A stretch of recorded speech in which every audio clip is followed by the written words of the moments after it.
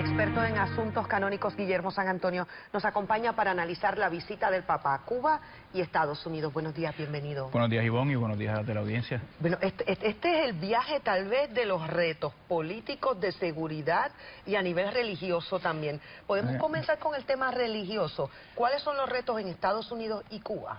Mira, en cuanto a Cuba, por ejemplo, es el tercer viaje que hace un papa en 18 años. 17 años específicamente. 1998 Juan Pablo II, 2011 el Papa Emérito Benedicto XVI y ahora el Papa Francisco.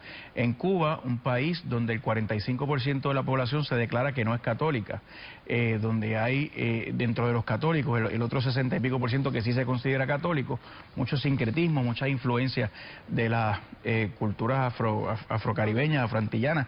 Es un reto para el Papa desde el punto de vista religioso, porque allí también en Cuba opera una cúpula episcopal, el cardenal Ortega, otros obispos de Cuba, que se han distinguido no necesariamente por su apertura a los derechos civiles, a los derechos humanos, a la misericordia que el Papa está planteando, ¿no?, con respecto a las personas homosexuales.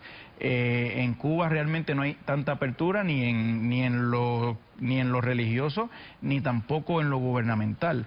Yo creo que el Papa ha seguido muy de cerca el trabajo de la Iglesia Católica allí en Cuba, desde que fue por primera vez Juan Pablo II en el 98, el entonces cardenal Bergoglio desde Buenos Aires escribía y comentaba la importancia de las homilías que daba Juan Pablo II allí en La Habana y en otras partes de Cuba, y yo creo que son unos momentos muy importantes desde el punto de vista de derechos humanos, desde el punto de vista de las aperturas que quiere hacer el Papa con respecto a divorciados, con respecto a homosexuales, con respecto al aborto, en términos de la mujer que aborta, ¿no?, que se le concede un perdón de forma más fácil. Pero no tenemos unas expectativas demasiado altas con respecto a estas dos visitas. Yo creo que sí, yo creo que tenemos expectativas demasiado altas con el Papa y tenemos, ¿verdad?, un cariño especial y una admiración especial por este Papa latinoamericano, que en su manera de hablar nos acerca más a la Iglesia, tiene un tono mucho más compasivo, de misericordia, pero es preciso recordar, ¿no?,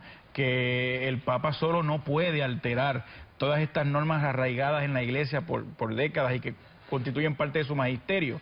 Un ejemplo de esto es uno de los retos que tiene, por ejemplo, en Estados Unidos. El Papa va a ir a Filadelfia. El arzobispo de Filadelfia recientemente se dio a la tarea de apoyar que se haya votado de una escuela católica allí en Filadelfia a un maestro que llevaba muchos años trabajando allí, lo querían muchísimo, pero ¿sabes qué? Resultaba que descubrieron que era homosexual. Entonces la escuela católica lo vota por razón de ser homosexual. El arzobispo de Filadelfia, que recibe en estos días al Papa, aplaudió que lo votaran y decía que no importa lo que había dicho el Papa, la Iglesia seguía diciendo en su enseñanza que la homosexualidad es intrínsecamente desordenada. Y entonces pues uno se enfrenta a que el Papa va a ir allí, va a ir a Filadelfia, lo va a recibir este arzobispo, el Papa entonces reuniéndose con personas de la comunidad LGBT, el Papa diciendo públicamente quién soy yo para juzgar, el Papa diciendo que este es el año de la misericordia, de la apertura, de la compasión, del acercarnos, y tienes ahí visiones que se encuentran. A nivel político hay grandes retos, la gente espera que en Cuba se hable particularmente de derechos humanos, que en Estados Unidos se hable del embargo, también se espera que se hable de la crisis humanitaria que se está viviendo en Europa con los refugiados a raíz de los conflictos bélicos en Afganistán y en Siria. Sí, yo creo que el Papa ha sido muy efectivo y yo creo que se ha colocado del lado correcto de la historia y la historia hablará mucho de él en estos conflictos que hay en Europa de inmigrantes, ¿no?, donde uno tiene países europeos recrudeciendo las penas a estos inmigrantes que vienen de Siria y de otros países.